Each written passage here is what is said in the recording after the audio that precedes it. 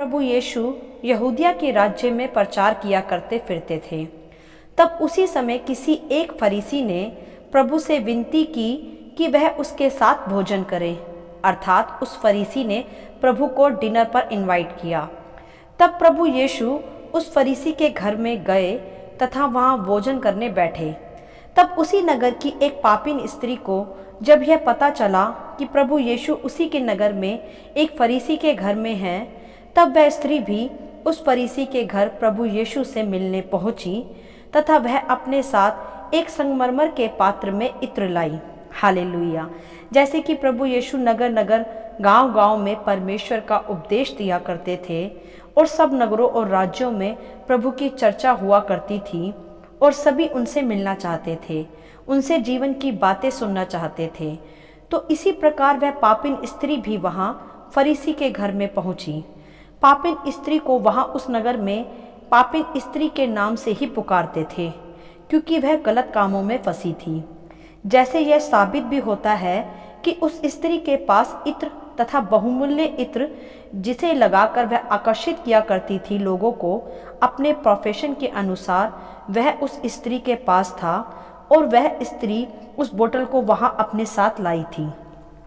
तब वह स्त्री यीशु के पांव के पास आई, रोती हुई, बिलखती हुई, आंसुओं के साथ उसने यीशु के पांव को भर दिया तथा फिर उसने अपने सिर के बालों से ही यीशु के पांव को पोंछा तथा उसके पश्चात उसने वह इत्र प्रभु यीशु के पांव पर डाल दिया तथा बार बार यीशु के पांव को चूमने लगी।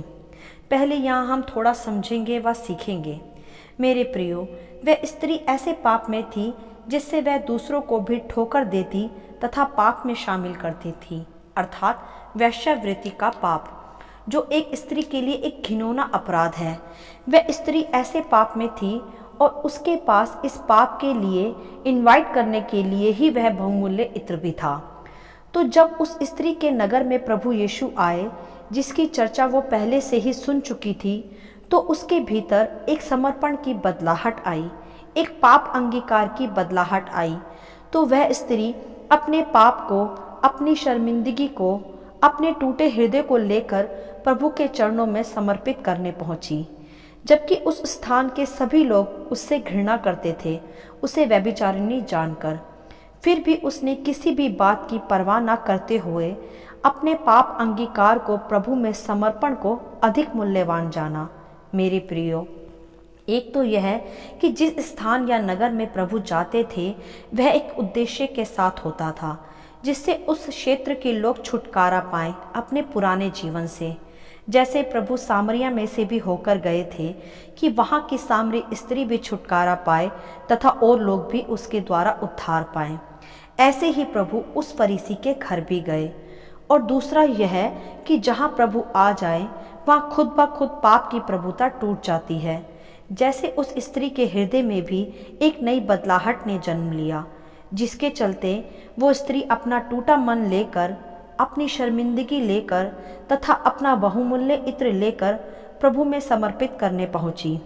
कुछ लोगों का तो कहना था वहाँ कि यदि वह इत्र पैसों में बेचा जाए तो कंगालों का पेट भर जाए, वह इत्र इतना बहुमूल्य था। परंतु सच्चा समर्पण यही है मेरे प्रियो, कि हम प्रभु को बहुमूल्य आराधना तथा बहुमूल्य समर्पण, कीमती समर्पण दें, क्योंकि प्रभु ने भी हमें खुद को दिया, बेस्ट दिया, जो बेशकीमती है। तो हमें भी अपना सबसे बेस्ट ही प्रभु को अर्पण करना चाहिए, जैसा उस स्त्री ने भी किया।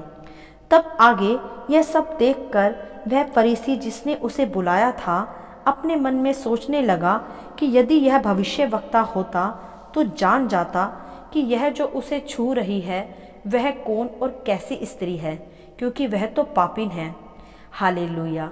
जैसा यहाँ स्पष्ट होता है कि फरीसी शास्त्रियों की दृष्टि में वह स्त्री एक पापीन स्त्री थी और उसे छूना तो दूर, वह उसे अपने घर भी नहीं आना पसंद करते थे, क्योंकि वे तो केवल शास्त्रों का ज्ञान रखते थे। कोई हृदय परिवर्तन नहीं था उनके भीतर, जैसे प्रभु यीशु रखते थे। इसीलिए उन्होंने उस घड़ी ऐसा विचार किया। तब प्रभु यीशु ने उसके उत्तर में कहा कि हे शमौन, मुझे तुझसे कुछ कहना है। वह बोला, हे गुरु, कह। क्योंकि वे उस घड़ी केवल प्रभु यीशु को ही आदर कर रहे थे, उसे इम्प्रेस कर रहे थे और भीतरी मन में सबके प्रति करवाहट थी। तब प्रभु ने उनसे दृष्टांत में पूछा कि किसी महाजन के 2 देनदार थे, एक 500 का, दूसरा 50 दिनार का देनदार था। जब उनके पास पटाने को कुछ ना रहा तो उसने दोनों को क्षमा कर दिया। इसलिए उनमें से कौन उससे अधिक प्रेम रखेगा?